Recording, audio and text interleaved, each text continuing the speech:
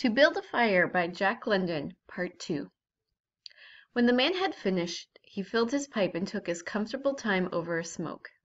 Then he pulled on his mittens, settled the ear flaps of his cap firmly about his ears, and took the creek trail up the left fork. The dog was disappointed and yearned back toward the fire. This man did not know cold. Possibly all the generations of his ancestry had been ignorant of cold, of real cold, of cold 107 degrees below freezing point. But the dog knew, and all its ancestry knew, and it had inherited this knowledge. It was not concerned in the welfare of the man. It was for its own sake, and that it yearned back towards the fire. But the man whistled and spoke to it with the sound of whip lashes, and the dog swung in at the man's heels and followed. There did not seem to be many springs on the left fork of the Henderson, and for half an hour the man saw no signs of any. And then it happened. At a place where there were no signs, where the soft, unbroken snow seemed to advertise solidity beneath, the man broke through. It was not deep.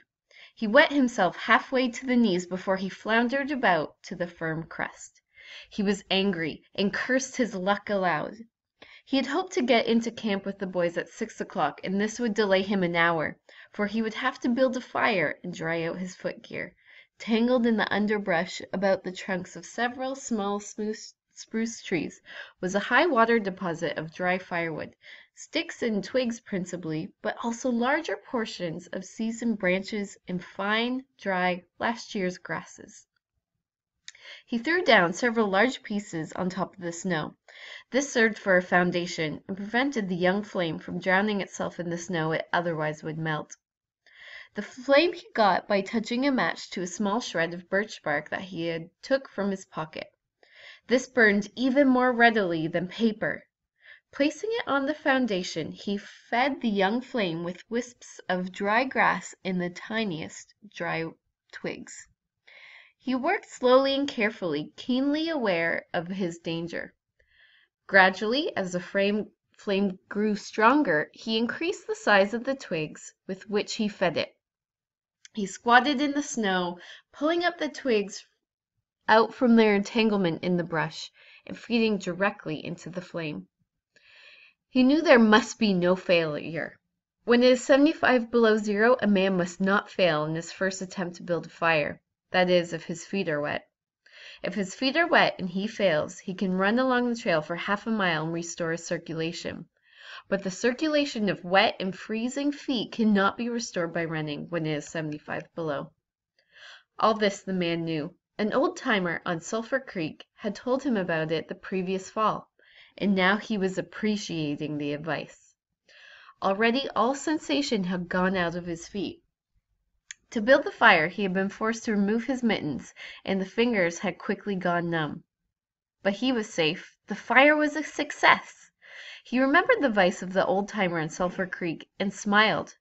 The old-timer had been very serious in laying down the law that no man must travel alone in the Klondike after 50 below. Well, here he was. He had had the accident. He was alone, and he had saved himself. Those old-timers were rather womanish, some of them, he thought. All a man had to do was to keep his head, and he was all right. Any man who was a man could travel alone. But it was surprising, the rapidity with which his cheeks and nose were freezing, and he had not thought his fingers could go lifeless in so short a time. All of which counted for little. There was the fire snapping and crackling and promising life with every dancing flame. He started to untie his moccasins. They were coated with ice. The thick German socks were like sheaths of iron halfway to the knees, and the moccasin strings were like rods of steel, all twisted and knotted as if by some conflagration. For a moment he tugged with his numb fingers. Then, realizing the folly of it, he drew his sheathed knife. But before he could cut the strings, it happened. It was his own fault, or rather, his mistake. He should not have built the fire under the spruce tree. He should have built it in the open. But it had been easier to pull the twigs from the brush and drop them directly on the fire. Now the tree under which he had done this carried a weight of snow on its boughs. High up in the tree, one bough capsized its load of snow. This fell on the boughs underneath, capsizing them. This process continued, spreading out and involving the whole tree. It grew like an avalanche, and it descended without warning upon the man and the fire was blotted out. Where it burned was a mantle of fresh and disordered snow. The man was shocked. It was as though he had heard his own sentence for death. For a moment he sat and stared at the spot where the fire had been. Then he grew very calm. Perhaps the old-timer in Sulphur Creek was right. If he had only a trail mate, he would have been in no danger now. The trail mate could have built the fire. Well, it was upon him to build the fire over again, and the second time there must be no failure. Even if he had succeeded, he would most likely lose some toes. His feet must have been badly frozen by now, and there would be some time before the second fire was ready.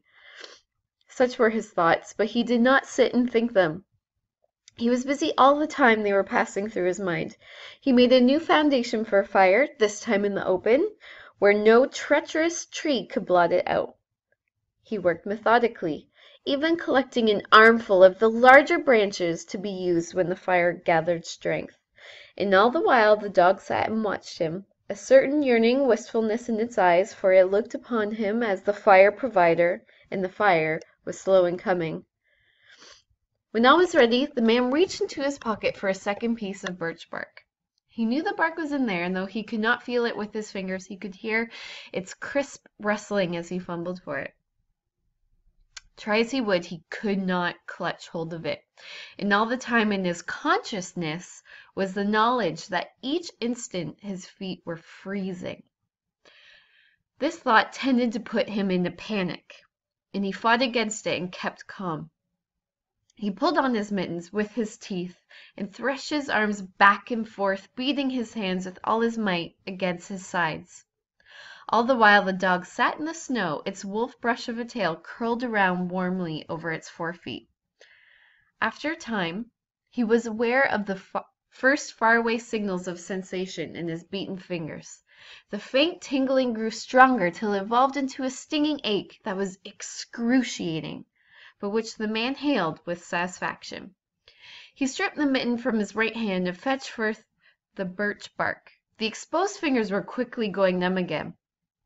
Next he brought out his bunch of sulphur matches, but the tremendous cold which had already driven the life out of his fingers. In his effort to separate one match from the others, the whole bunch fell into the snow. Then, with both mitted hands, he scooped the bunch of matches along with the snow into his lap. Yet he was no better off. After some manipulation, he managed to get the bunch between the heels of his mitted hands. In this fashion, he carried it to his mouth. The ice crackled and snapped when by a violent effort he opened his mouth. He drew the lower jaw in, curled the upper lip out of his way, and scraped the bunch with his upper teeth in order to separate a match. He succeeded in getting one, which he dropped into his lap. He was no better off. He could not pick it up. Then he devised a way.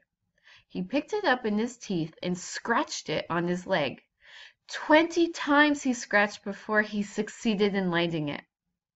As it flamed, he held it with his teeth to the birch bark. But the burning brimstone went up his nostrils into his lungs, causing him to cough spasmodically. The match fell into the snow and went out.